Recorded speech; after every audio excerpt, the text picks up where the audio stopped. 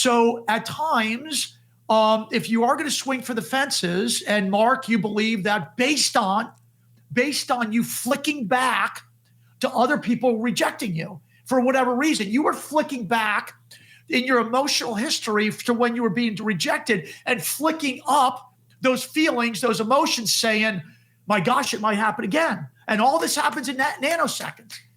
But both you and I wear this little rubber band that we got to snap ourselves out of it.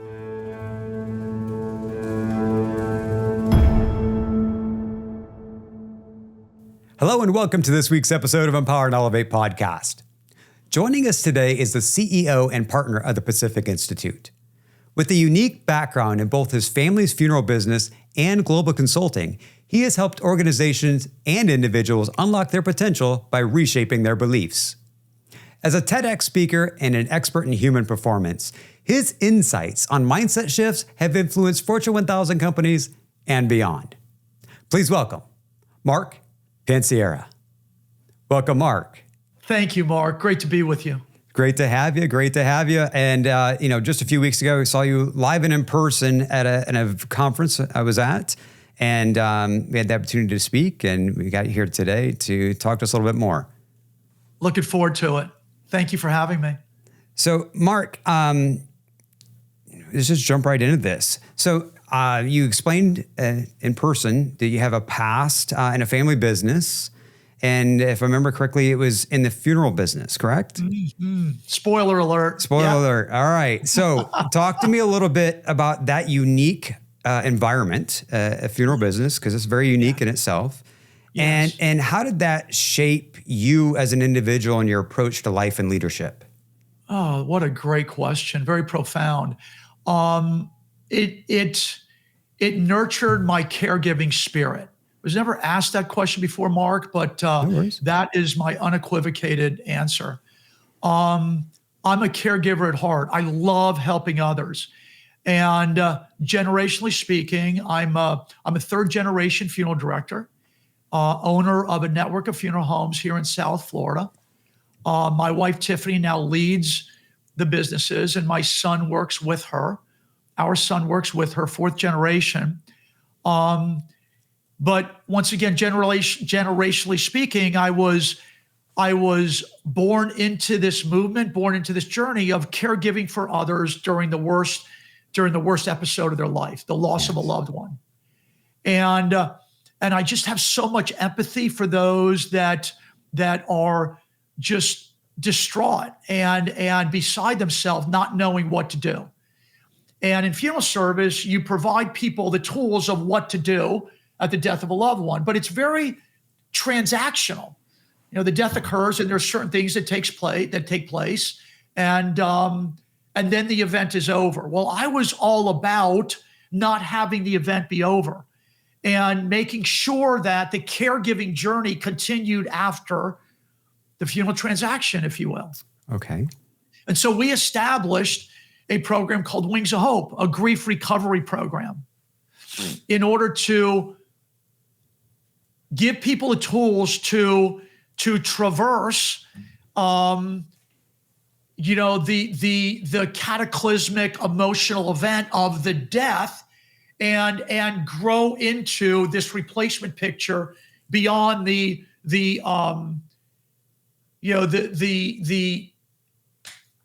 mortal existence of their loved one, mm-hmm.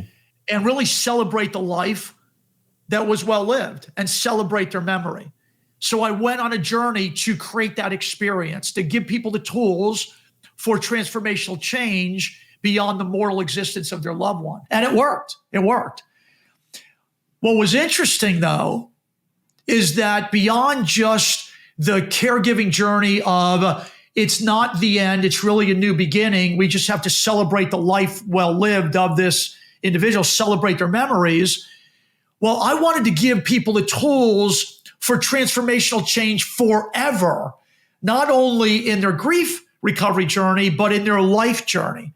And so I invited the Pacific Institute, the company that I own now, that I represent now, CEO Emeritus, a matter of fact, into our grief recovery program to give people the mental technology to have our caregiving nurturing little sessions become really sticky. And so people could call up that mindset at any time in their life, whether it's tomorrow, a year from now, or generations from now, so they can help others in transformational journeys as well. And so in conclusion, long answer, short question, I brought the Pacific Institute in to our grief recovery group 16 years ago, and I didn't turn back because it was such a seminal transformational experience for me. I somewhat burnt the boats and allowed my wife to continue with that business, but I just ran towards the roar of learning more about mindset and mental technology and transformation. So now, instead of just burying the dead for a living, I breathe life into leaders around the globe. So when you talked about, so you created the Wings of Hope to help those, I guess, I would say deal or cope with the loss, right? Because I know, if I look back a few years ago when I lost my grandmother, that was a very hard time in my life, and I didn't know how to deal with it. Number one, I didn't know the signs of someone preparing for their passing, which she was, and it's something I learned after the fact. And I wish I would have known those signs beforehand. I was her soul caregiver until her passing. She had terminal cancer. Right. And there was a lot of things that, looking back at, that I would have loved the opportunity to do different, but it's only because I didn't know, right? You don't know what you don't know. In that case, I didn't know. And so what someone is going through this obviously is dealing with a terminal diagnosis, right? And then what are you dealing with that individual? And then after they pass, and then coping with all that, which is a lot. And everyone copes differently. But, and I know that experience only equipped me to handle the next one better. Right? Sure. But I think a lot of individuals don't get that support after, don't know where to find that support. And a lot of times people do it in a negative way. Right? They find things that feel like they're coping with it, whether they're masking things with alcohol or drugs or destructive behavior that isn't helping their situation at all whatsoever. And affecting the relationships that live beyond the death. Yes. Affecting relationships in your home, affecting relationships at work, affecting the relationship with yourself. Mark, I want to trade on the words deal with and cope. That's what we did for years transactionally. And I wanted to not move away from those words, because those are typical words that people use in those circumstances. But I wanted to help people grow through what they were going through. And that isn't just a tweetable quote. That's just not, a nice saying. It truly was my impetus. It was my higher purpose, nurturing people's understanding of this tragic experience. And we work actually with the Navy SEALs, and they've got a saying, and it's called embrace the suck, because it sucks, man. It frickin' hurts. It is painful. It is destructive. It is, gnashing of teeth and ripping of clothes. So that is the reality. And I think of, because I know your show is all about providing hope, and it brings back a saying to me, or a mantra to me, that was coined by Admiral Stockdale, the Stockdale paradox. He was a prisoner of war during Vietnam, the Hanoi Hilton. And he said, and he was released, but he saw so many perish because they gave up hope. Now, I can only express this based on his storytelling. I have no flippant idea. I mean, oh my God, prisoner of war, oh my God. Yeah. But he was very, very direct in his manner, saying we cannot neglect the stark reality of today, of our circumstances. That's embrace the suck. It is real, but we must never give up hope. We must never give up hope for the horizon beyond this horizon that we see today. And that's what I wanted to do with our Wings of Hope program. I wanted to give people a horizon beyond their horizon, express to them that there is a replacement picture beyond the suck, beyond the gnashing of teeth and ripping of clothes, beyond this remorseful existence. And that's why I embrace this whole notion of mental technology, understanding that It's our reptilian brain. It's called amygdala hijack, fight, flight, or freeze. I'm going to freeze. It is so painful. I'm going to duck and cover. Well, that's a natural occurrence. But what we do at the Pacific Institute, what I've done for years as a caregiver beyond death care, is give people the tools for change so they can embrace this whole notion of a replacement picture. So we can vividly imagine, let me back up. So we can vividly embrace the memory of our loved one, vividly embrace the belief that they're still there by our side, only in a different state. Maybe not in a mortal state, but in a spiritual state. And I'm not talking to, new age. This isn't too esoteric that we're all going to levitate and do a group hug together here. This is how our brains work. This is real stuff.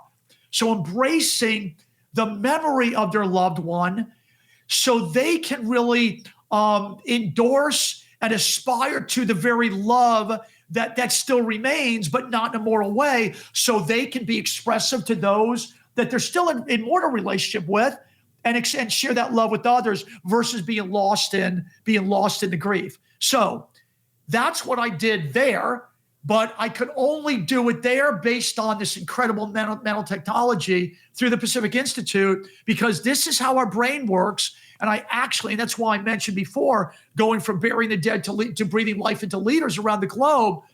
This very same, and take a peek at my TED Talk. It's 10 minutes of this. It's using this same storyline, but within a 4-step process: awareness, acceptance, action, achievement, because that's where you can use mindset as a skill set in your favor to transformationally change yourself and influence others as a more impactful leader than ever before. Back to you. Love it. So you talked about the funeral home and then the Wings of Hope, correct? Wings of Hope. How, and then bring this Pacific Institute into the picture. How was that transition for you? Obviously being a funeral director and then transitioning more over to obviously the sharing and helping others, right, along the way with that journey. And then getting into public speaking and being a speaker and all the things you're doing. What was that transition like for you? Was it pretty natural, or was that something that had its own obstacles? Yeah, for the listening audience, we have not choreographed these incredible questions that Mark is asking me. It freaking sucked. It was hard as hell. What was hard about it? Straight up. And I'm just being real with your audience here. We're being a little locker room here. Yeah, love it. But we now have coined a term, and I give credit to Brene Brown, University of Houston, I believe, and her TED Talk and also Netflix video regarding that we are all enough, but we deal with the imposter syndrome. We deal with this whole, and that's the term. We believe that we are posers. Most of us have those thoughts within our mind. I'll just share with you that we have 50 to 70,000 thoughts going through our mind. 80 to 90% of them are negative. So we're always brought back to who we aren't, what we can't do, where we failed. Why are they negative? Why are so many of those negative, Mark? My friend, it goes back to what I shared. It's that reptilian brain. It's that primal brain of ours. We're not in frontal lobe thinking, which is more logical. So when we are in a fear-filled situation, something that's ambiguous, something that is complex, something that throws us out of order, we go back to the less than higher order thinking and we duck and cover. Okay. So I wanted to run towards the roar. I wanted to learn more about, going back to the question you asked, more about mental technology, more about mindset as a skill set. How can I call this up at any time and drive greater personal and professional performance than ever before? When I decided to do so, it was scary as all get out, right? Fear, false expectations appearing real because they weren't real. But I didn't feel like I was enough. That's going back to the Brene Brown teachings. I wasn't enough. How can I do this to organizational leaders? How can I pontificate about these things when I'm not an organizational psychologist? I've got an advanced degree. I got my MBA, but I don't have a terminal degree in this information. I kept giving myself excuses why I wasn't enough. And over time, if you embrace the replacement picture enough, if you want it bad enough that you like it, you love it, you're just yearning for it, you're going to run towards that roar because we're teleological beings. We move towards and become like that which we think about. That's all I thought about. I moved my office out of the funeral home. I stopped taking a paycheck from the funeral home. My wife told me, it's okay for you to change your standard of living. Don't you dare change mine. Our kids are still in private schools. They still need, don't mess with me, right? But I was scared, bro. But I was running towards the roar. I remembered I downgraded my car. I was doing less and less and less only because I wanted more and more and more. And I was running towards this roar, if you will. And I joined the Pacific Institute, went to all their classes. I joined them as a commission-based only sales guy.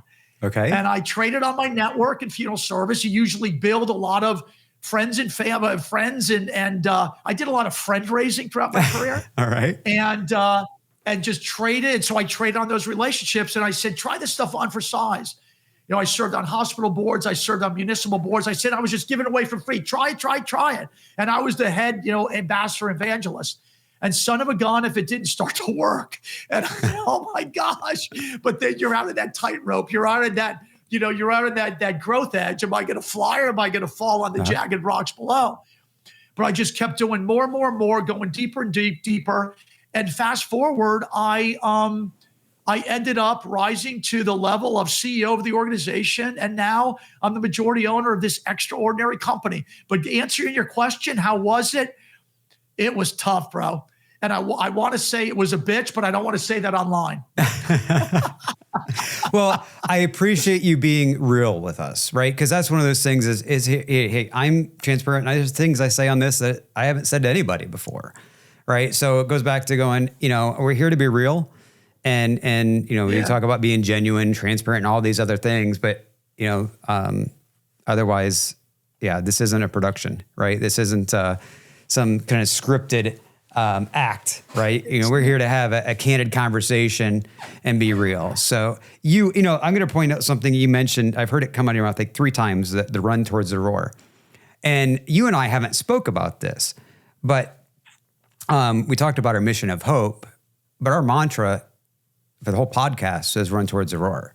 And if you look at at our logo, it's a lion's head from the side. And that was created by our internal team, right? And that's to represent run towards the roar. Because this whole podcast is me running towards the roar. Right? Like, oh my gosh. What you call it serendipity, I know this is a faith-based podcast as well, so call it a God wink. But this is our reticular activating systems at work. That's part of our mental technology.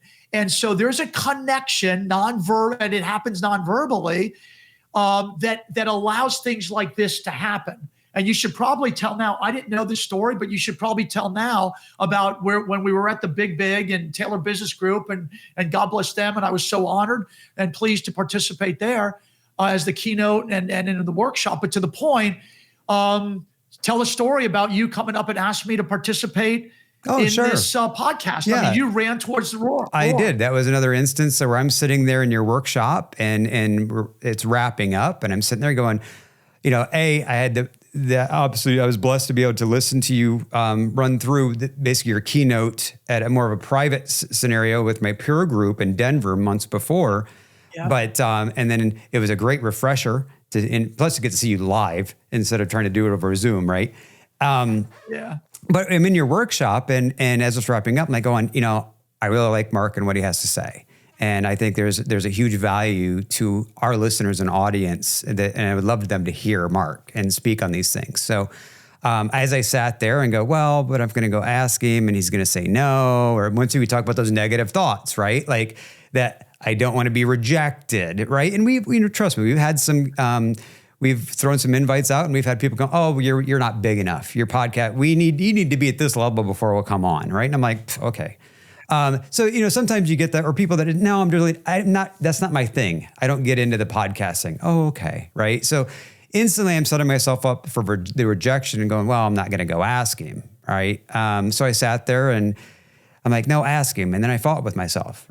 Don't ask him, ask him, ask him. And finally I'm like going, Mark, same thing, run towards the road, get off your butt, go ask him. And I counted down from 5. And when at 5, 4, 3, 2, 1, I got up, I walked up, and my timing was a little bit off because there was someone else that was still finishing talking to you, but I stood there and waited. I didn't turn and run. I waited for you to become available. And then, and invited you to be on the podcast, and you graciously accepted. Friend, how did I react to you? How did I respond to you as soon as you asked me? Oh, with a big smile, and yes, with excitement that you would be more than happy to come on our podcast. I'm paraphrasing, I don't know word for word what you said, but it was definitely a good experience. And afterwards, when I walked away, it felt good. Because I took the chance, right? Exactly. I got up, I came and asked you, and here you are today. Mark, I'm telling you, and for the listening audience, 5, 4, 3, 2, 1 blast off. If you need cues like that, use them. But going back to the acronym that I shared before about fear, FEAR, false expectations appearing real. The majority of things that we fear just don't happen. So Mark, you were fearing rejection, and we all do. I don't know if you all remember the Sally Fields Emmy Award when she went, I believe it was an Emmy or a Grammy. I don't know about all that stuff. But she said, oh, you like me. You really, really like me. If maybe I'm dating myself. I don't know if, look it up. Google it, you'll find it. Okay. But to the point, we all want to be liked. We all want to be, we want that affirmation that we're it's being only accepted. natural, right? Exactly. That's who we are as humans. So at times, if you are going to swing for the fences, and Mark, you believe that based on you flicking back to other people rejecting you for whatever reason, you were flicking back in your emotional history to when you were being rejected and flicking up those feelings, those emotions, saying, my gosh, it might happen again. And all this happens in nanoseconds. But both you and I wear this little rubber band that we got to snap ourselves out of it. There it is. Dig mine out. There it is. Beautiful. The pattern interrupt, negative self-talk. We got to snap ourselves out of it, because we've got to do what Mark's did. 5, 4, 3, 2, 1, blast off, because we must live on that growth edge. The only way to grow is to stretch ourselves. Talk about rubber bands. Stretch ourselves in that discomfort zone. We got to become comfortable with discomfort, because that's where growth will occur. We got to grow through what we're going through. It's called cognitive dissonance. And that's what Mark did. And I'm telling you, reticular activating system's connected. He comes up, he asked me that question. Your vibe was just cool. I mean, you smiled big, and you were the caregiver that you were, that you put yourself out there to be. Your caregiving spirit manifested without communicating. You smiled, you were welcoming. And why in the hell wouldn't I spend time with the like-minded soul giving hope to others? And I said yes and I'm just sharing this more detailed version for the audience, so you all embrace the notion that you are enough. You are enough. 5, 4, 3, 2, 1, blast off. And then what Mark will be able to do is flick back to that energy, that moment at the big conference, saying, I've done this before, I can do it again. So you flick back and you flick up, and then you execute, and that's going to be re-habitualized or newly habitualized behavior. And you're going to neutralize the negativity of the past, because you're going to get more people like me smiling big and say not only, yeah, I'm in, but God, let's do it. Let's go. Let's roll. Let's roll now. Where's the camera? Let's go. Back to you. No. And I didn't pack the cameras for that trip, but I do. You said, I truly do appreciate your enthusiasm and once again, joining us today. So without taking the chance, right? I mean, you can't expect, you can't expect to, how do you say this? Mark, you never would have came on the podcast otherwise. You weren't calling Mark, I heard we got this podcast, I want to be on it. You weren't knocking on my door, right? It was like I had to go after it.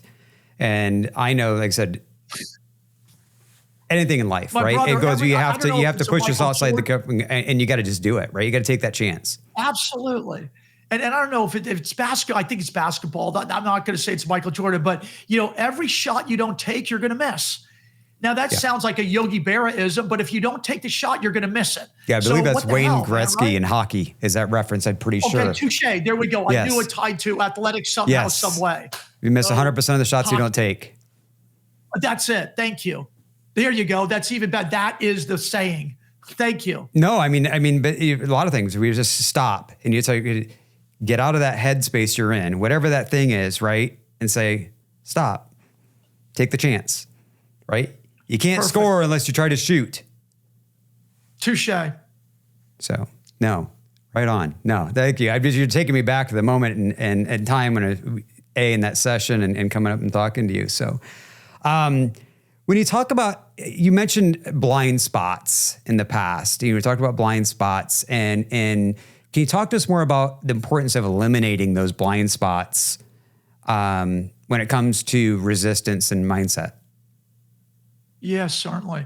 That's a 3-hour workshop. So, a 3-hour workshop. Oh my goodness! Buckle in, buckle up.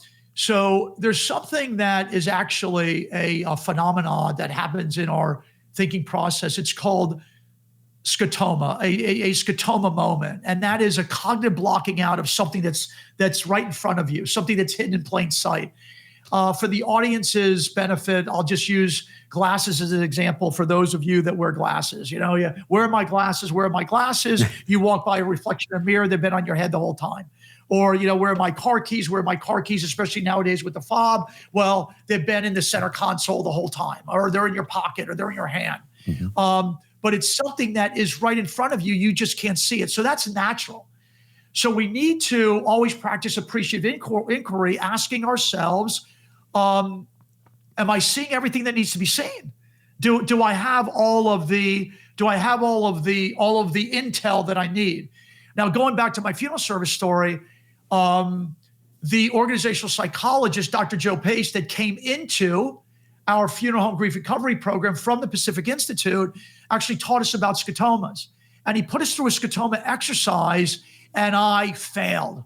Man, really? And you went through that. Oh, yes, sir. But that was my life-changing moment. That was the moment that straightened my spine, because I was the boss, applesauce. My name was on the building. I had the cars and the watches and all the artifacts to prove it. I signed both the front and the back of the checks. That means you're the boss, applesauce, all that.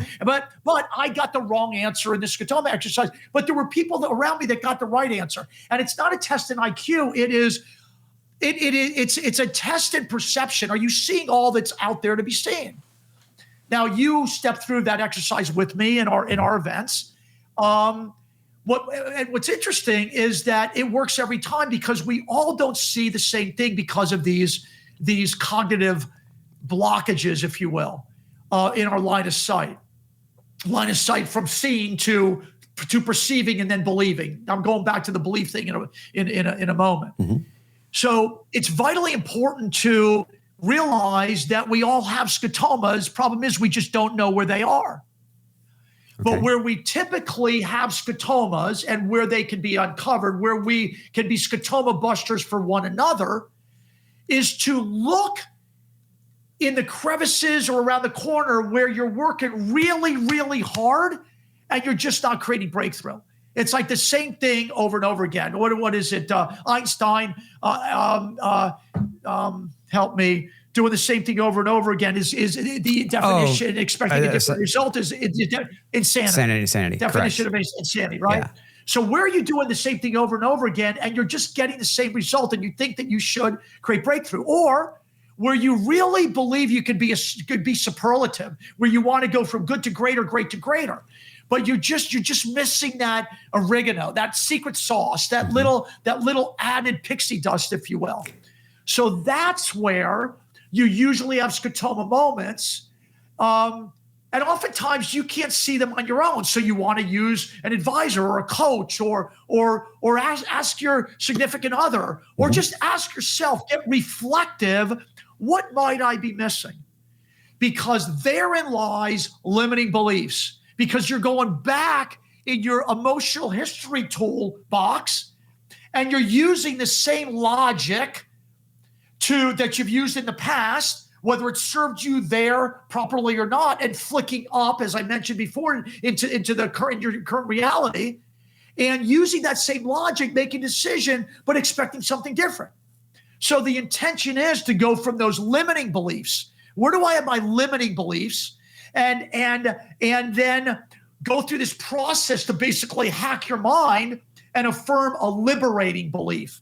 And that is, no, I can't find this answer because I've done it once before. I just need to stretch myself a bit more and look in places that I haven't looked. I need to look to a coach. I need to be more innovative. I need to be more open to opportunity, possibility thinking. Now, again, this sounds conceptual, but we make it we translate mindset into a skill set. There's exercises that you can go through, and you began some of those with me in the workshop, Mark, to translate limiting beliefs, because you want to go to those places that are causing you to lose sleep at night. Mm-hmm. What's keeping me up at night? Business problems, family problems, because that's where most of your limiting beliefs lie, where your scotomas lie, where your blind spots lie. And in turn, you want to look to the replacement picture, like I did with my funeral service career. I want more than what I'm experiencing. Is it going to be easy to get there? No, but you got to stretch yourself with a clear understanding of where you want to go. And that's where your liberating beliefs will not only be uncovered, but will release you, will unleash you. And over in an incremental amount of time, like it did with me with the Pacific Institute, starting as a commission-based only sales guy, mm-hmm. to now being the CEO of the organization, I just kept running towards the roar because I wanted it. I like it. I love it. I want more. I want to bathe in this. That's how we go from blind spots and limiting beliefs to liberating ones and achieving our goals that we thought were never achievable in the past. So when you talk about the beliefs and beliefs deriving performance and limiting beliefs, can you walk me through maybe one of those specific strategies that you use to help individuals and teams and change those limiting beliefs? Absolutely. I use this often in my presentations because it's just owned by all of us.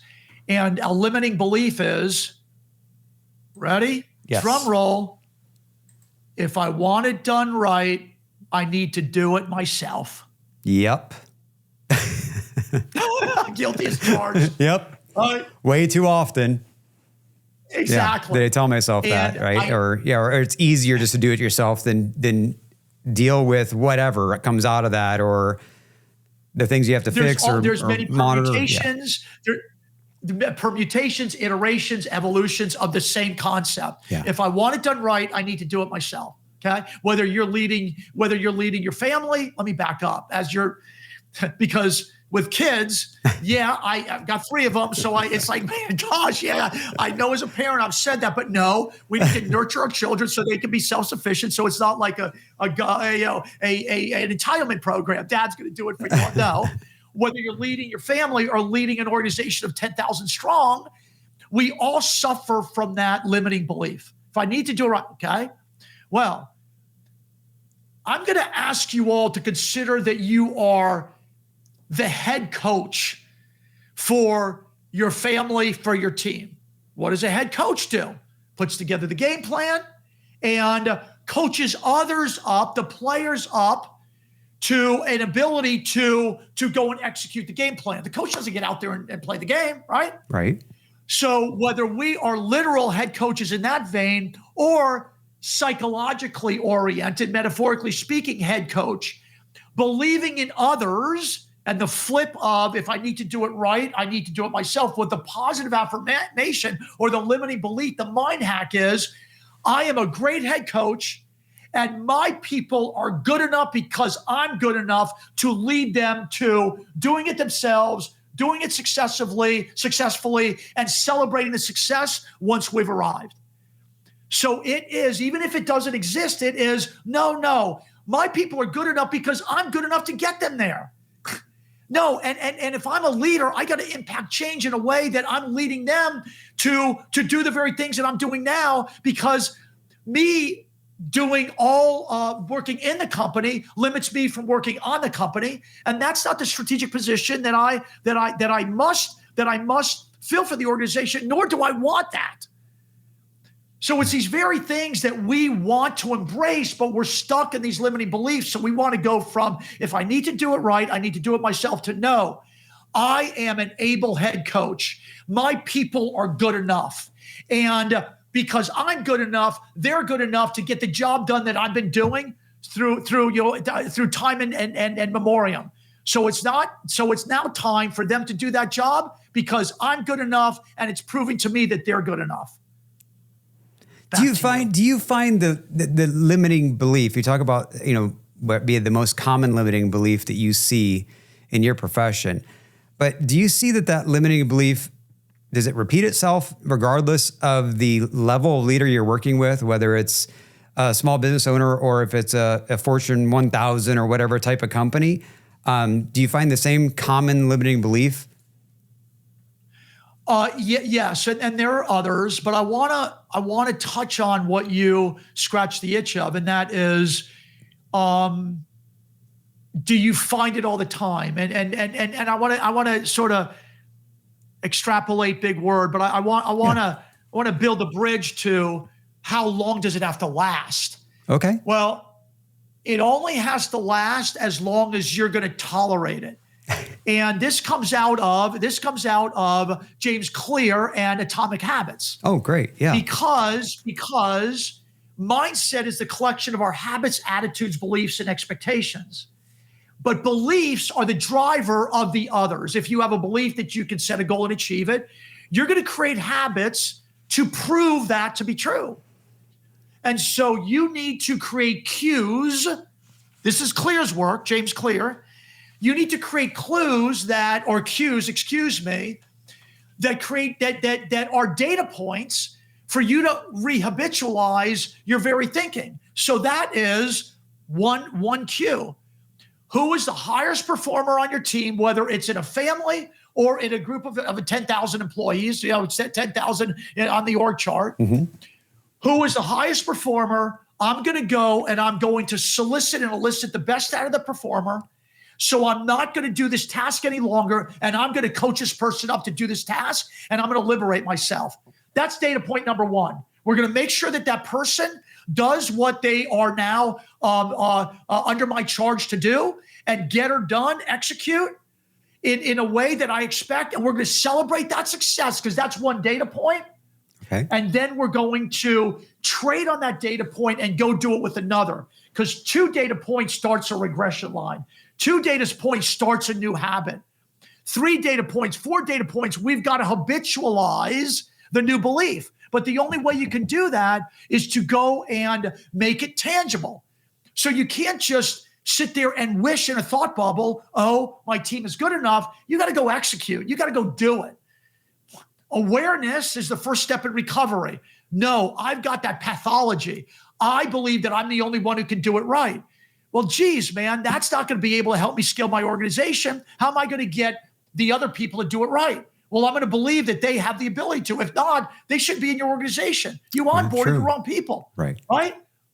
So you want to go create data points that prove to you that my people are good enough because I'm good enough in bringing the best out to them, so they tap into their own potential to drive greater performance. And those data points, those new incremental shifts, those 1% shifts, little moves will create exponential results. Back to you. Did that help with your question? Yeah, definitely. And as it can, in things, thoughts come to mind at different words that you mention, and it might go on, oh, what about asking this? So you mentioned about mindset, and we talk about shifting of that. And you mentioned earlier, I got very uncomfortable and outside my comfort zone by walking up and asking you in the podcast, right? So what is your belief on shifting your mindset? Does that require stepping outside your comfort zone to do so? Always, without a doubt. I didn't hesitate. Yeah. And how do you get individuals, be it leaders or anyone that you're speaking to or working with in workshops, as humans, we tend to get stuck in our ways, right? We get stuck in our thoughts. We get stuck in the way that things are, the way things have been. How do you teach, or how do you get these individuals to accept that there's change can happen with them, right? They don't have to be stuck in their mindset, stuck in their ways, and to embrace that change so they can shift their mindset. Right. Before, and I'm gonna ask you to repeat the second half of that question first, but I must go back to, do you have to stretch yourself out of your comfort zone for a mindset shift? And without equivocation, I said always. I want to share with the listening audience that if you are good with exactly where you are, you don't have to do a darn thing. You have to do a darn thing. You can stay where you are. If your state of goodness is good enough, then stay there. I'm trading on the same word to make an emphatic point. Okay. But there's too many of us that believe that use this is good enough as an excuse for a state of stuckness instead of a state of goodness. Mm-hmm. So stuckness is being in a comfort zone that isn't good enough, that is not good enough. Whether that's personal or professional or spiritual, there's a point where it's just not good enough any longer, especially because we've got this extraordinary amount of potential and we only use a small amount of it for our throughput. Why? Because we've got our comfort zone standing in the way. We've got our habits, attitudes, beliefs standing in the way. So who is to judge that it's good enough? Well, maybe you are your sole judge, but then are you good enough when it comes to giving back to humanity, doing good for others? Are you good enough in the gratitude category to be more grateful, and manifesting that through other acts of kindness? Are you good enough based on the impact that you're having on others, whether in your family or in your place of work? Are you good enough on your own stuff based on your own standards or on the standards of your impact on the world? Are you leaving it better than you found it? And I'm going to challenge all of you that well, maybe that is just that it should be provocative enough to say, okay, really, I'm not good enough. That doesn't mean though that you shouldn't take a knee as you do in sports if you're fatigued to do a timeout. You don't have to keep on this gerbil wheel. Oh my God, I got to keep growing and learning. I'm fatigued, especially after COVID. People are fatigued. I got it. Mm-hmm. But I'm going to challenge on that whole good enough thing, because if you are looking for a replacement picture, you must stretch yourself out of your comfort zone. It's cognitive dissonance. Systems seek order. The only way you're going to achieve at a higher level of order is to throw yourself out of order. And if you don't keep that dissonance on, that pressure on, if you don't keep the pressure up, you're going to shrink back down. And you're going to say, no, good enough. I just don't like it. I'm not going to get up on stage, man. I'm too frightened. Oh my gosh, I'm going to choke. I'm not going to. No, darn it all. You got a message to share. Yeah. And just be that prolific caregiver that you are one-on-one. Well, now you're just going to do it in front of 10 and go for it. Just like you did 5, 4, 3, 2, 1, because you need to stretch yourself going from one-on-one as a leader. That you might be eloquent in a one-on-one scenario, but now, no, you got to grow your own ability and you're going to do it in front of a team so you can grow as a leader. But don't shrink back down and say, no, I ain't going there because I think I'm going to forget what I'm going to say. Well, maybe you will, maybe you won't, but it doesn't freaking matter, man. People like people that are human. Take notes. I'm very human. I'm very human, Mark. Exactly. But you get the point, Mark? Yeah. I'm trying to give people tangible things, but if you don't switch yourself from one-on-one conversations to one-on-10 to podcasts, man, I'm going to be back just burying the dead for a living, because that was my comfort zone. And I had the money, I had the cars, I had what I need, but I went backwards to go forward. Yes. And now I am breathing life into people that I never would have been able to if I just stayed as the comfort zone undertaker. Well, I can say, I'm not in the undertaker business. All right. It's not my business. Not my expertise, but I can tell you that I know pushing myself outside my comfort zone, right? It'd be much easier to be the undertaker and dealing with that than pushing myself and doing the things I'm doing today with this, or even last year, easier.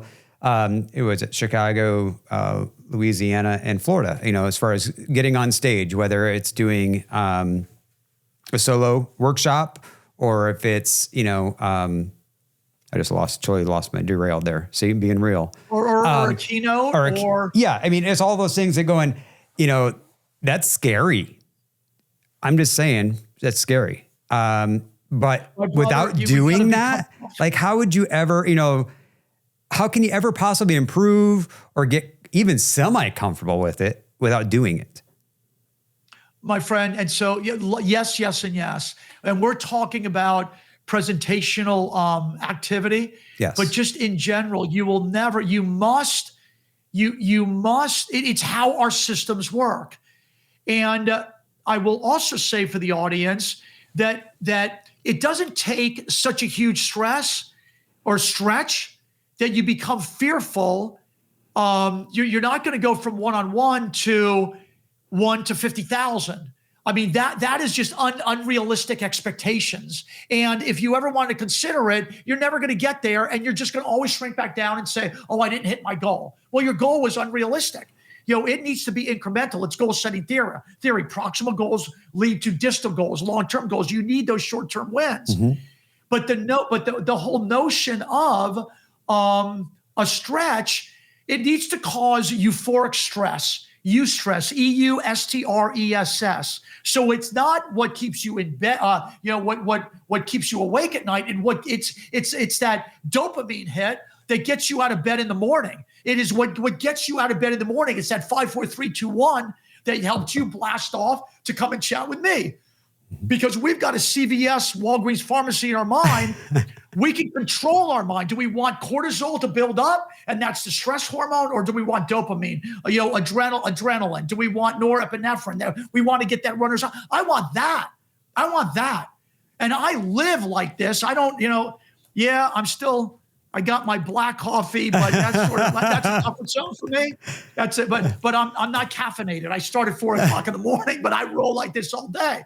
You don't have to be like this. You can be it more in an introverted way, but you must. And here's the point, Mark. Yes. You must want so badly that replacement picture. It needs to be, I want to, I like it, I love it. That you ain't going back. You're burning the boats. It's like Cortez, man, when he discovered, I think it was Mexico, right? No, man, hey, boss, I want to go back. These indigenous folks are shooting arrows at us, and the flies are big. I want to go back. No, we're burning the boats. We ain't going back to the homeland. We're staying here. And that's how you have to treat yourself. Otherwise, you're going to shrink back down. But it will be euphoric stress when you start picturing in your mind with vivid imagery, this is what it's going to look like fixed. This is what it's going to look like when I don't have to take Pepto-Bismol before I get up in front of the audience. And that's going to be the next sign of success. And I'm getting up there without drugs. I don't need Pepto. I'm able to get up there without drugs. There we go.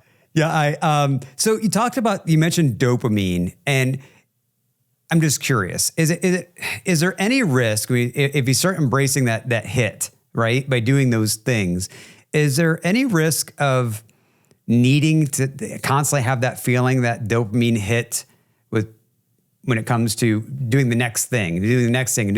Is there ever a place to can that create danger or be a negative at some point? That's a great question. And it is absolutely addictive.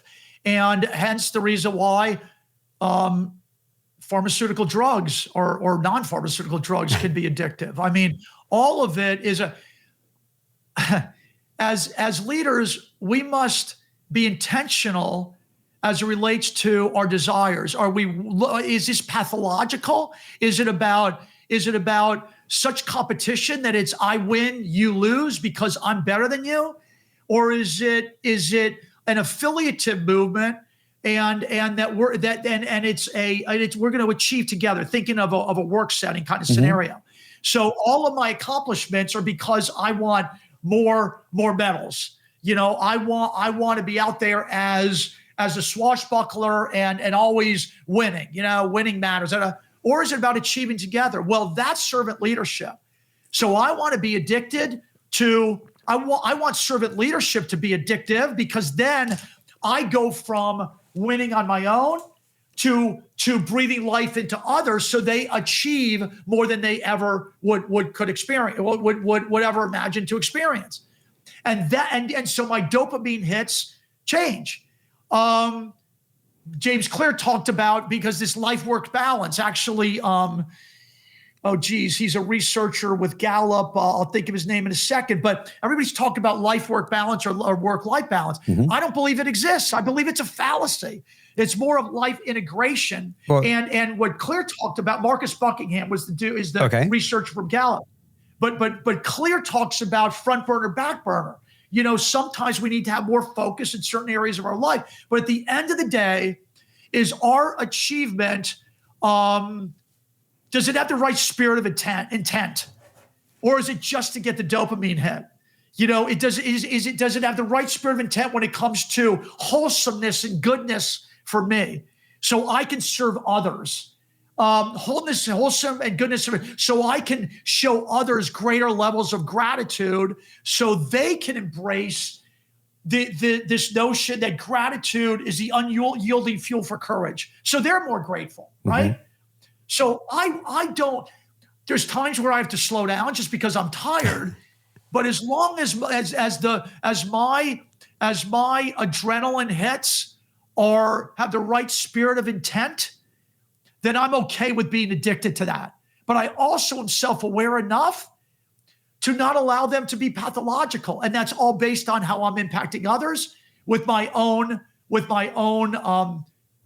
visions of grandeur, because that's when they become misguided. So how does one take, when you talk about the self-awareness, right? Because really you're saying, like, whether it's a servant or you're doing it for yourself, like, how does one step back and be self-aware of the reason they're doing the thing, right? We talked about chasing the dopamine, and it's not just chasing that dopamine, or you're chasing it for the right reason.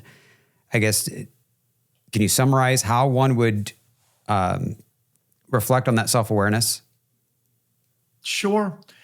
If you don't self-reflect, I'll say shame on you. Awareness, first step in recovery. I've already said that. Okay. Watch my TED Talk, awareness. But here's the answer. Ask someone that cares about you. What would you ask them specifically? That question. Just are my actions misguided, or do you feel as if they have the right spirit of intent? How are they impacting you? Someone who loves you, someone who cares about you, someone that may be a subordinate in your office, that there's a trust bond in place, that you can have a candid conversation. Someone that is a superior to yours, someone that has a caring concern for your well-being. But be ready for the candid conversation. Be ready for the candid reply. But you should want that if you truly are interested in being self-aware. Now, self-awareness comes with, or the ability to rely on your self-awareness comes from self-worth, self-efficacy, or at least the outcropping, the beneficial outcropping. You have to have some self-worth. You have to have some self-efficacy that you could. Dr. Albert Bandura's work out of Stanford University, that you have the causative power. You've got the human agency. Because if you don't believe that you can cause or make happen, don't even attempt it, because you'll fail. What is Henry Ford? If you believe you can and you believe you can't, you're right. Either way. So true. If you don't have a level of self-efficacy, if you don't have and efficacy is just, if I get a headache and I believe and Advil has good efficacy in my system, then I'm going to take a couple of Advil to get rid of the headache. Okay, efficacy. The efficacy of a drug. Do I have the self-efficacy? Do I have the self-worth? Do I have the self-esteem to be self-aware that, holy hell, I am just coming in too strong. I'm singeing that dude's eyebrows because I'm too energetic. Mm-hmm. I'm talking too fast. And at times, that is how I come off. But it's never about outperforming or outdoing. It's just I'm effusive, but I want to make sure that I'm showing up as you need me to show up. So I'm mirroring and modeling how you need me to mirror and model so it fits for you. But if you don't have that self-awareness because of lack of self-esteem, you've got to ask a trusted advisor. Okay. And if you don't have a trusted advisor, read a freaking book. If you don't have a trusted advisor, listen to Mark's podcast. If you don't have a trusted advisor, get on your knees. Bended knees break chains, right? Right. There's always a way. There's always a way. So if you don't have somebody you can trust to have the conversation with, maybe you need to look for some divine intervention, because that'll make you more clairvoyant about what the hell you need. You played a little clip in person, and it was about making your bed.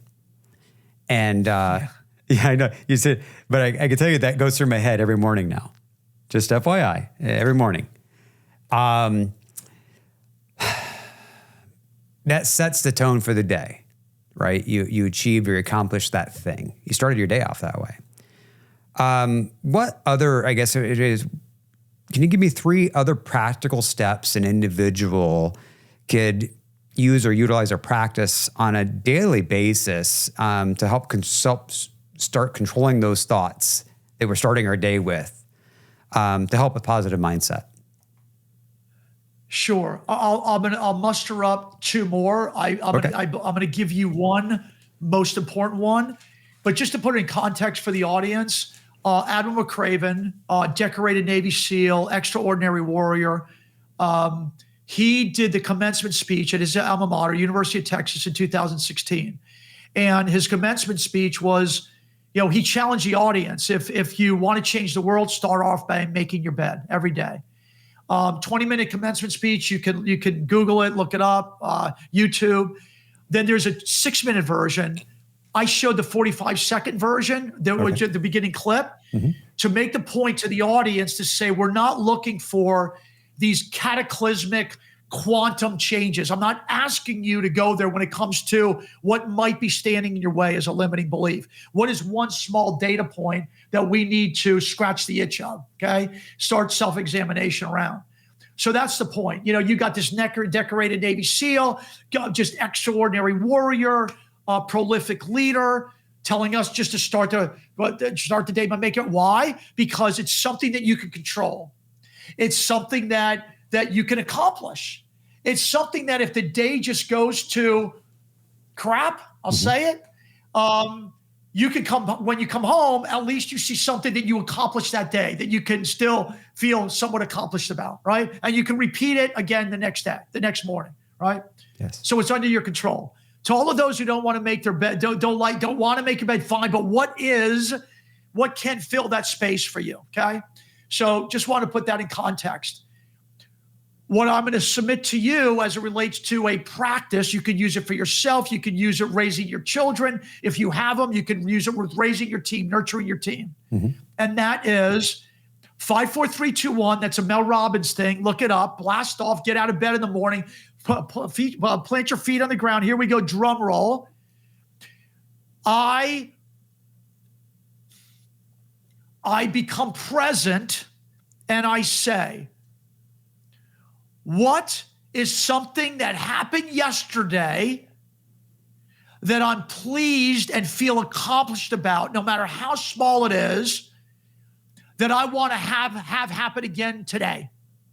One small thing I may be proud of, one small thing that might have gone well in a conversation, one big, huge win, one smile that I gave and I received one in return, one meeting that I was actually on time to, because I'm not, that's not like me. I share that. I understand that one. Okay, a set of clothes that I made it fit in because my exercise regimen actually helped me with it. One cup of coffee that I didn't have because I set on just one little data point that happened yesterday that I actually got up when my alarm went off and I didn't press snooze. One thing that I want to have happen again today. That's it. Just one thing. What am I proud of? You can ask your kids the same thing when they come home from school. My kids used to say, oh, I don't want to talk about it. If I just ask them, how did the day go? How do you feel? No. Tell me one thing that you accomplished today that you were proud of. Oh, I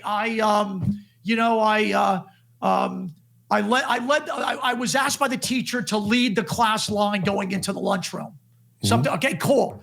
Can you influence that? No, every day the teacher changes. All right. Well, what can you, knowing how you felt good about that, what can you do tomorrow? What can you do tomorrow when you go to school that can influence something like that? Maybe something on the playground, maybe something in one of your, in a math lesson. And you need to stretch yourself, because the limiting belief is not the tough one to come up with, because we're mired in that. We're mired in the problem. It is the stretching of yourself into the liberating belief, the discomfort zone, but that should become your comfort zone moving forward. Okay? And you need to envision yourself into it, but do it in a simple way so you don't have to get too ethereal about it. It is, okay, how the hell can I make what happened yesterday that made me feel good happen again today? All right, so I'm going to smile once more.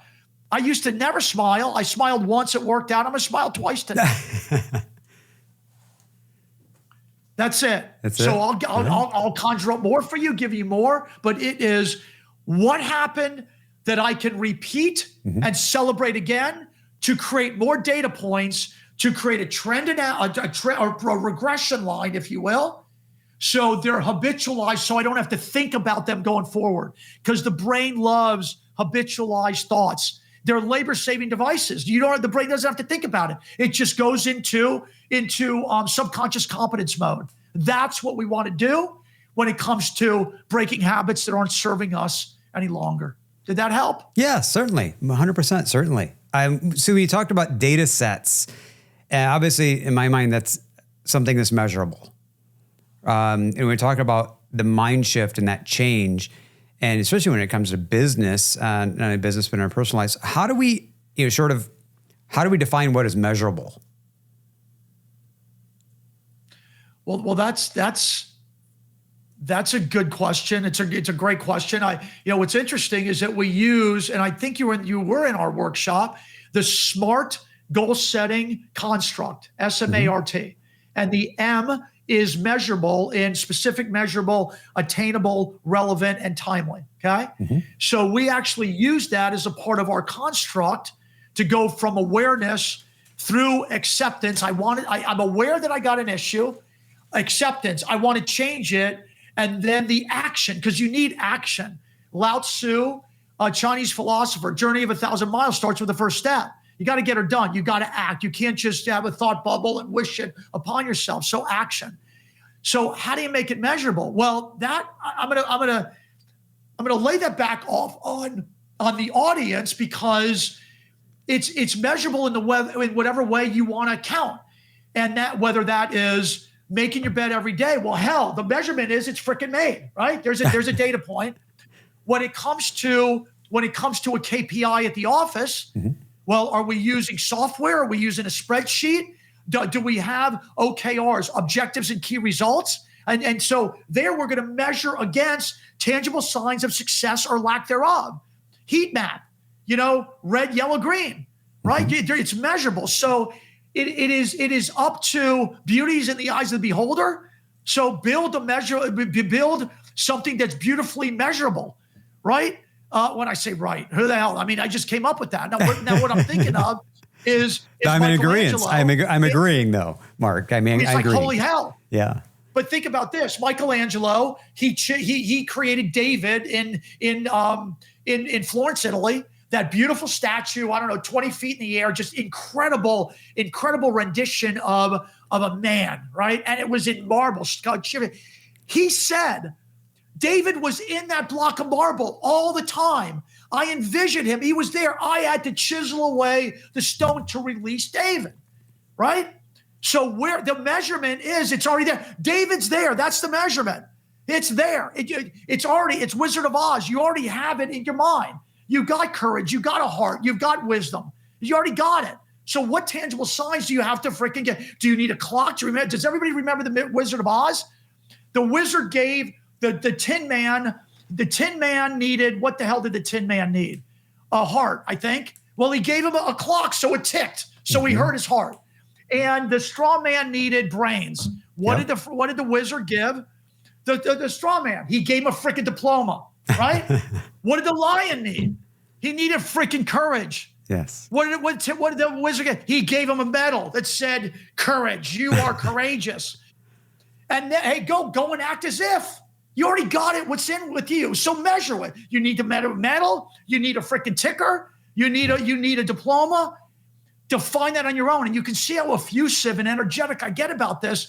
But our founder made famous this statement: all meaningful, lasting change starts within all of us.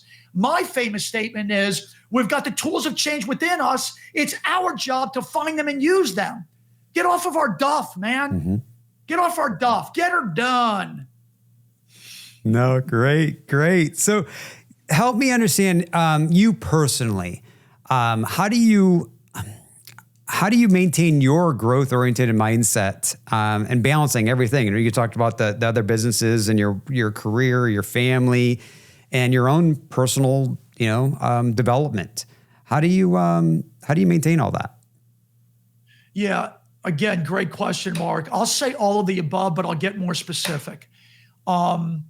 I absolutely believe, and I'm reading a book by Dr. Attia now. I'll tell the audience what it is, but it's about holistic wellness, holistic well-being. Just giving more references here, more reference materials. No, love it, and we put everything in the episode notes, right? Things you reference when you reference Atomic Habits, or whether you reference Mel Robbins or Mel Robbins, right? And then Dr. Brene Brown. But this is Outlive, The Science and Art of Longevity, Peter Attia. It's a highly recommended read. Well, the guy's an MD, so he's got the pedigree, but he talks about holistic wellness. And I want to share with you and the audience that we already know all this stuff. What we do at the Pacific Institute is just sort of package common sense. It's a user's guide to our mind. And so what Dr. Attia shares is all medically sound, but it's this holistic well-being that includes certainly nutrition. And yes, I'm sorry, everybody, exercise. Yes, I'm sorry. And then mental health as well. Yeah. Feeding the brain. My mother always talked about brain food and, being this voracious, forever learner. She also told me about, and I remember the Rudyard Kipling, the If poem that hung on my wall as a kid. Well, if you walk with,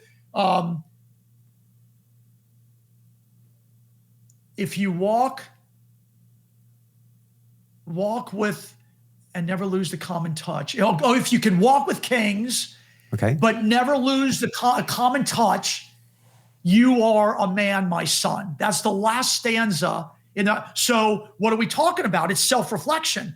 I can still walk with pedigreed kings. I can still, just work with extraordinary folks like yourself and I mean, just, military warriors and extreme athletes, but never lose the common touch through self-awareness and grounding, right? Rudyard Kipling. But I go back to this holistic nurturing of my soul. So what do? Read, at least listen to a book a week. 5:30 every morning. I haven't done cold plunges yet, but I got my guy, big old dude, and we exercise every morning. Weekend, I live in the beach, weekend runs, meditation, yoga. Man, I'll try everything but drugs. I don't do drugs. I know there's a lot of microdosing going on out there and a lot of, what do they call, what is that?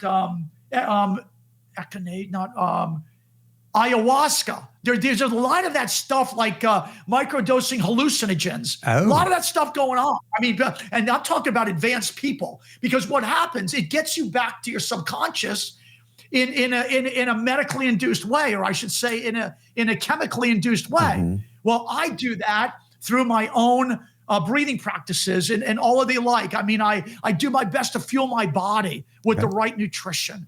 I get on my knees. I'm very grateful. I'm very thankful. I get back in touch. Have I always been like this? No. But over Labor Day, I rented a boat and we floated down the intercoastal with me and my kids and their husbands and significant others and four-legged fur babies. And we went, it was just beautiful. Did I ever do that before? No, because I was out of touch, because I was on the gerbil wheel. But I have done my own pattern interrupt and eat my own dog food, so I can practice the very thing that I preach. I can't preach about performance and holistic living without doing it to make sure it works. And I'm telling y'all, it freaking works. It works. When you mentioned, mind, body, soul, right? That's great. I mean, we talk about numerous times. We talk about exercising, whether it's, dietary needs, whether it's whatever we're doing, right? To maintain ourselves and allow us to do all these other things and perform at the level that we're, especially as business owners or those in leadership, that to perform at that level.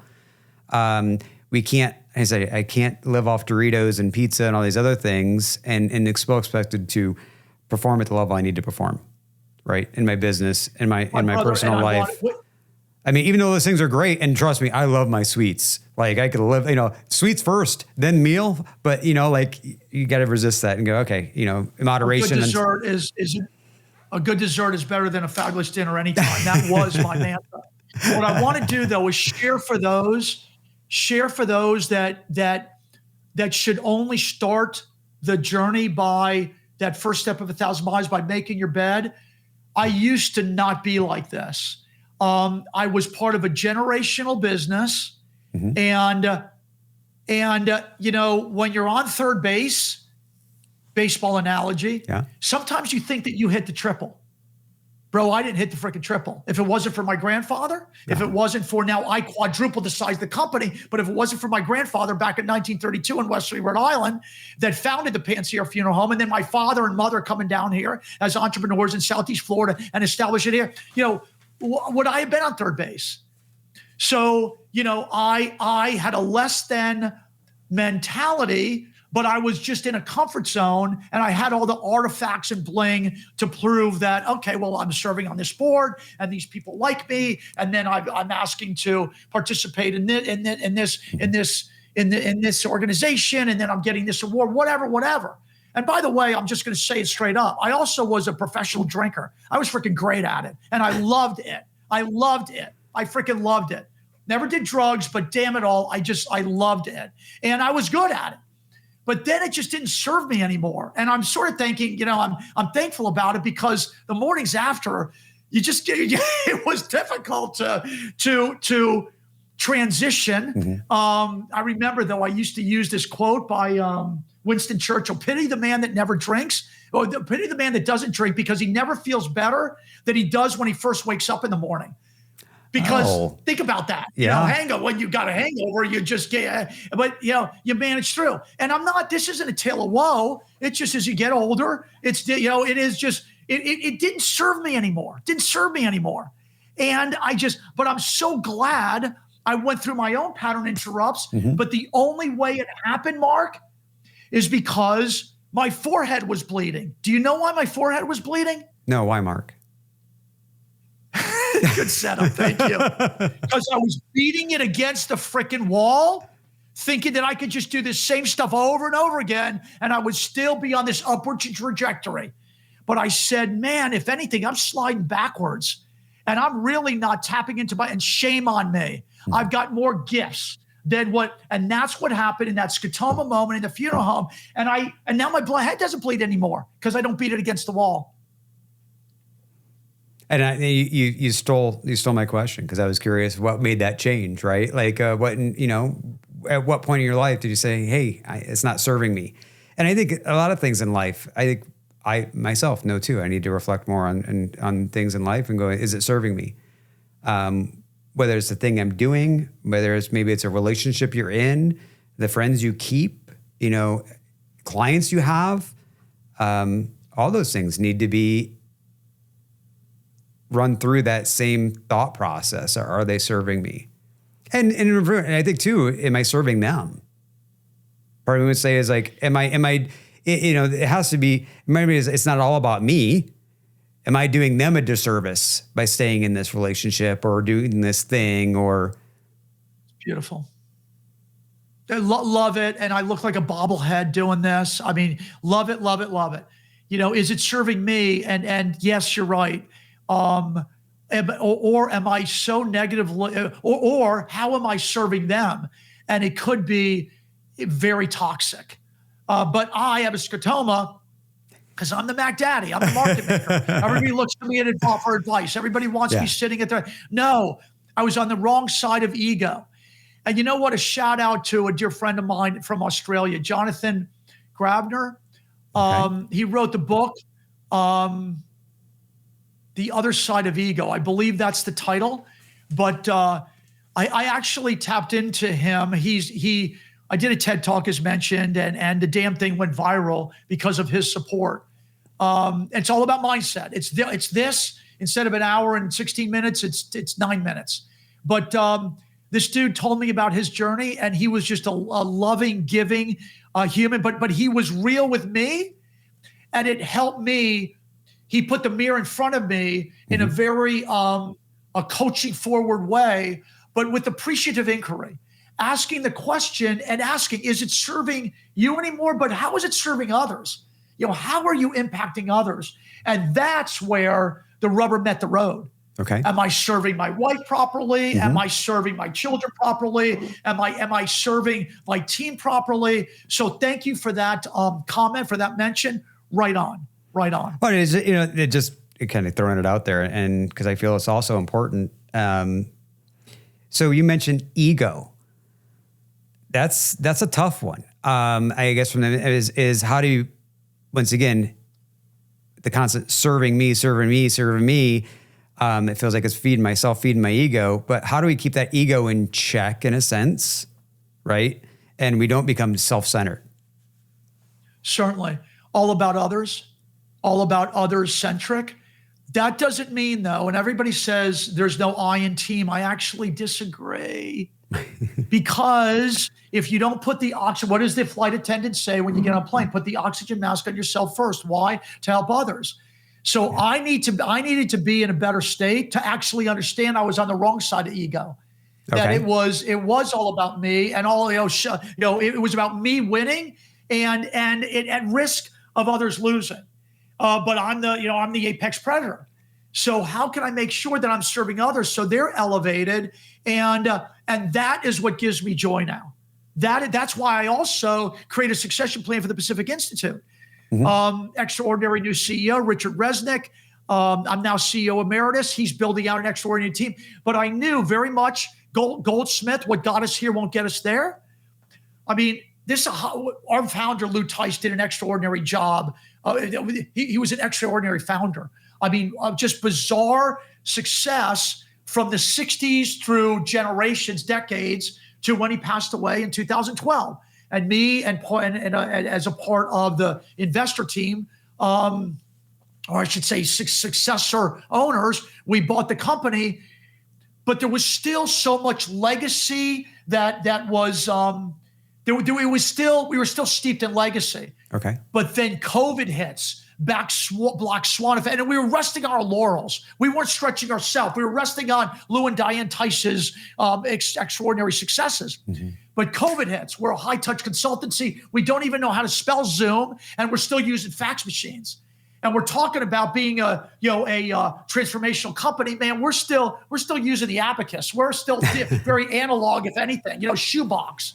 And we. So you were on third base in that situation too, with no idea how to get to home plate. Oh my God! And guess what? And I know you already got COVID hit. Guess what?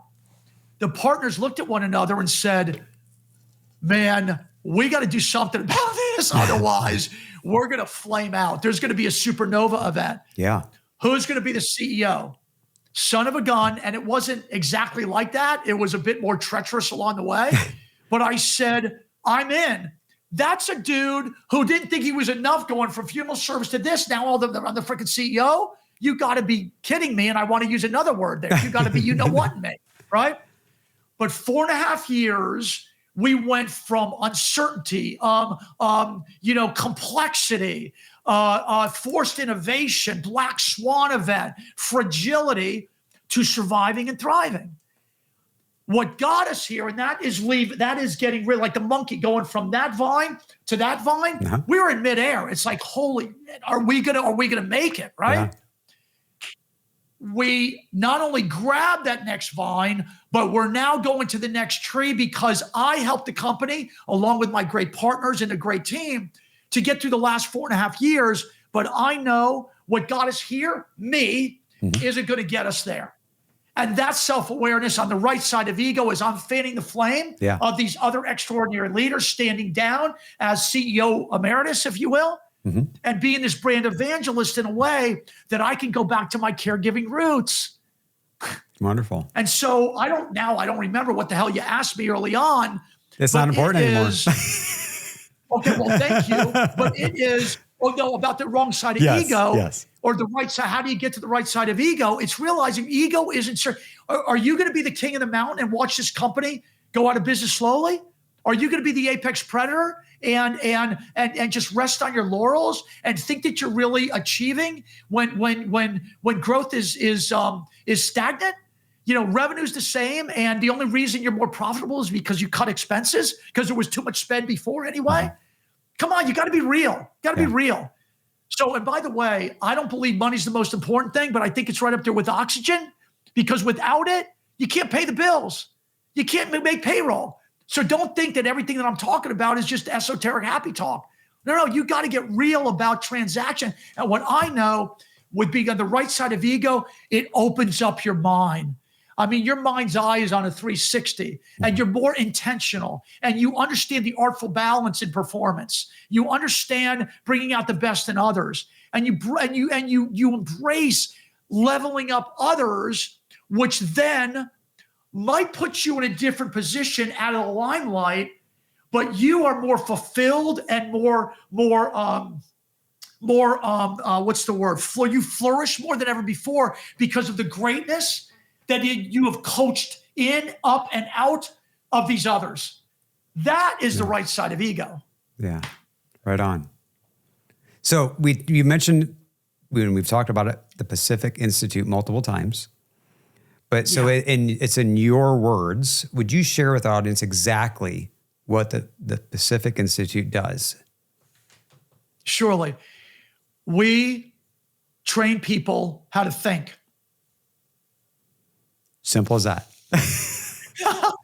That's provocative. And I said it, like, what a period. We train people how to think.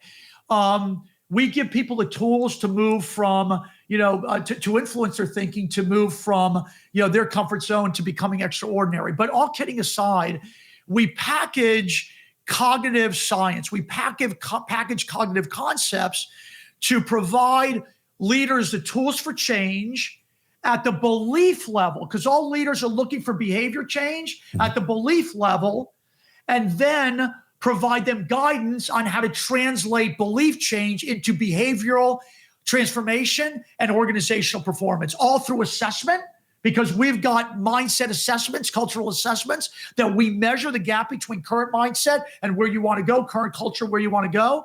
And we use our education. We have curriculum. Here is one of our books, Leadership Mindset, that we actually step people through, giving them the algorithmic tools for change, so they are taught, so they understand how to change their thinking to drive new performance. So I open with, we teach people how to think. Literally, we do, but that's a means to the end. The end is organizational performance. And we always tie it to quantifiable outcomes, whether it be increased revenue, increased bottom line profitability, decreased safety events in manufacturing or in hospitals, better clinical outcomes in healthcare. Whatever the metric is, that's our bogey. When it comes to technologists, less time down, the technology being down, more time, more time up. Customer satisfaction, customer experience.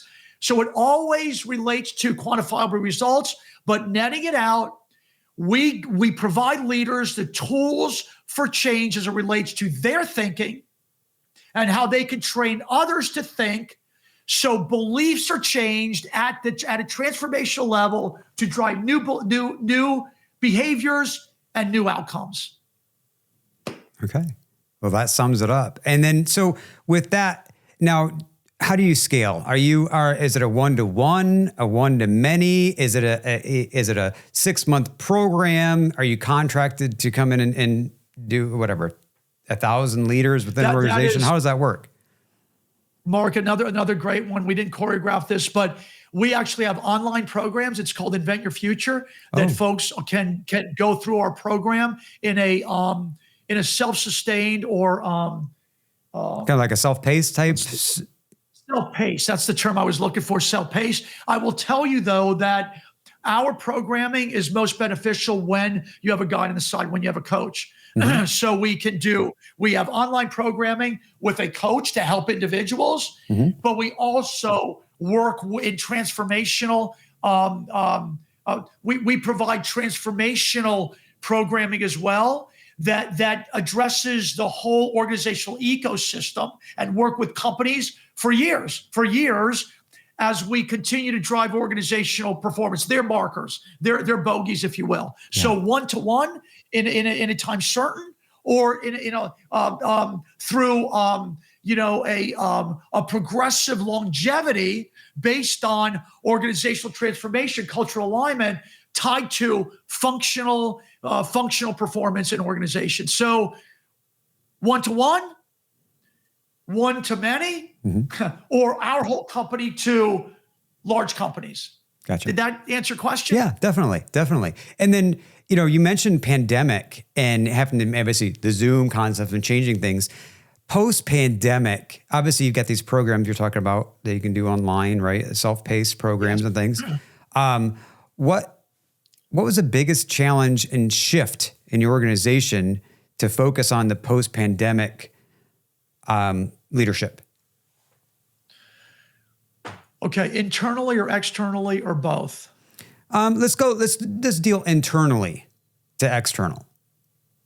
Okay, so what we did, and that's when I took the mantle as the CEO, we hyper communicated.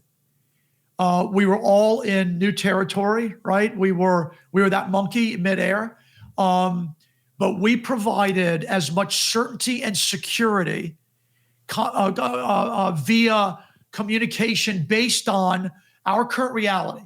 We understand all of our contracts have been canceled. We are now, though, swiftly moving to a digitally generated online program. Knowing that, though, we weren't going to immediately just be able to press the there was no easy button to commercialize that. Right. We went to a give it away posture. Let's do for the world what the world needs us to do for them, and that's provide them hope, provide them resiliency, provide them the tools for change, just to deal with masks. Learning at home, what the hell, 6 feet, and this was early on. Stay in place. You're not going anywhere. Yeah, right. So it was hyper communication internally, so everyone saw the clear picture, even though it was still foggy to all of us. This is what we know. This is what's transpired. Thank God I had great partners because they were great financial fiduciaries. Thank God we were good money managers. We also knew that we needed to cut, and we did, but we did it humanely. Release people, release things. We shut offices, all of the above. But we did it in the vein of it was a forcing function, but we realized it was time to do so. We missed the mark. We had scotomas, relying on our success of the past, and that's what we communicated. We don't need 5,000 feet in Seattle any longer. We need a virtual space because that was ground zero for COVID. That's where our founder was. It's where our head office was, our corporate office was. So and those that we just were very humane regarding all of our right sizing, downsizing, because people don't want to hear right sizing when they're the ones downsized, right? So it was just, oh my gosh. So it was, here's the reality. Here's our cash. Here is And some, there were uncollectibles that we had already served and people were waiting for payment, whatever the case may be. But it's Stockdale. Here's our stark reality, but this is what we're hopeful about. We're going to design new curriculum. We are going to focus solely on, we're going to build out our online coaching practice. We started to practice with our internal team in the US and around the globe. So we were doing Zoom implementations with our team. So if we screwed up with Zoom, we did it without anybody seeing a sweat, without doing what they're paying a customer, right? Yeah. So it was hyper communication on the inside. And then as it related to the outside, it was going back to our trusted partners and clients and saying, give this to your people. It's something new that we just created. And you can join us. We were doing every Friday. We had Monday meetings, Friday meetings, keeping tight, always huddling. Join us for one of our powwows. Join us for one of our huddles. How did it go for you today? And there were tears. There was fright, right? We were dealing with scarcity, but it was hyper communication, Stockdale paradox. Here's a stark reality. We're going to remain hopeful, and here's the picture for the future. As close as the future may be only 30 days. But now here's a tool, team. Go and call up your trusted clients and those that you serve and give it away for free. And we thank God we had the cash to be able to sustain ourselves. But we had to make some tough decisions along the way. I bet. And obviously you made it through and you're now on the other side of that. So, but with a little bit changed, obviously your business model and how you're functioning and doing things. And I'm sure that those, you said it was long overdue. You missed the mark, right? Things that probably should have been done years in advance. But you're there today and you can continue to march forward. So big time. And I read the book Anti-Fragile. That's another one. Okay. We could not break. There was no failure wasn't an option. I mean, because our founder died, and this company, if we didn't realize the potential of the company, shame on us. And so it was just a commitment to do that, despite the Black Swan event. I've got two things for you, Mark, before we wrap this up. One is what is one thing that you want to accomplish yet in your career that you haven't? Fulfill my currently being defined new role. I'm in my third, so I got 30 more years of doing this. I'm 62. So wonderful. That's great. You've got it planned out. Well, fulfill this new role as CEO Emeritus, being this brand evangelist, because everyone needs this information. And influencing from stage, whether it's this way or truly as you experienced at the conference, influencing the world, but one starfish at a time. Have you heard the starfish story? Okay. Go into that. Share it. Yeah, so share it. A man saw, some renditions are a young boy, some say a young girl, on a seashore, that the tide had rolled in and the tide then rolled out and it left so many starfish on shore. And the sun was coming out and it was going to be blazing soon. And there was a young person that was walking the shore and throwing a fish one by one back in the water. And the man asked, what are you doing? Well, I'm saving the starfish. Well, there's too many starfish here to save. Maybe, but what I know is that I just saved this one. I just saved that one. I just saved that one. And they just continued, right? So that is my intention, changing the world one human at a time, giving people the tools for change so they're they're self-reliant. And there's no doles. There's no doles in life. We're not on anybody's doles. It's up to us. So fulfilling the dream of being the caregiver that I am, but to the world in this newly manifested way through being an evangelist of this extraordinary mental technology. Wonderful. I look forward to continuing to watch that happen, right? And then and in order to watch that, so kind of teeing that up a little bit, what is the best way for our listeners, our audience, to follow along in your journey with it? Socials, website, what do you got? Surely. I mean, you can Google me and LinkedIn, Facebook, all the other, but just go to my website, markpansiera.com. It is to inure to the benefit of the Pacific Institute, but I know that people want to do business with individuals. And I'm that guy. I got an extraordinary team without question, beautiful company, 53 years strong. By the way, what we teach is millennia. It goes back millennia. It's primal information. We just have packaged it based on the sciences of today and given it to me as a common man to be able to execute upon it, translate it. We're the translators. Say it. I said so I can digest that and then put it to practice. Yeah. Execute it. Exactly. And we do it with kids. We got it in cartoon form. But no doubt. markpansiera.com. Oh yeah. Huh. Yeah. Everybody always says, I wish my kids get it. Well, we can give it to your kids. Okay. So markpansiera.com, link in with me, whatever. And I'm here to serve. Bottom line, I'm here to serve. Well, thank you, Mark. Absolute pleasure having you. Thank you. Thank you for taking the time for us. I have so much more to learn from you. And like I said, I will be reflecting on these conversations and past conversations, and I'm sure I'll be reaching out. You're wonderful. Mark, thank you. I'm humbled.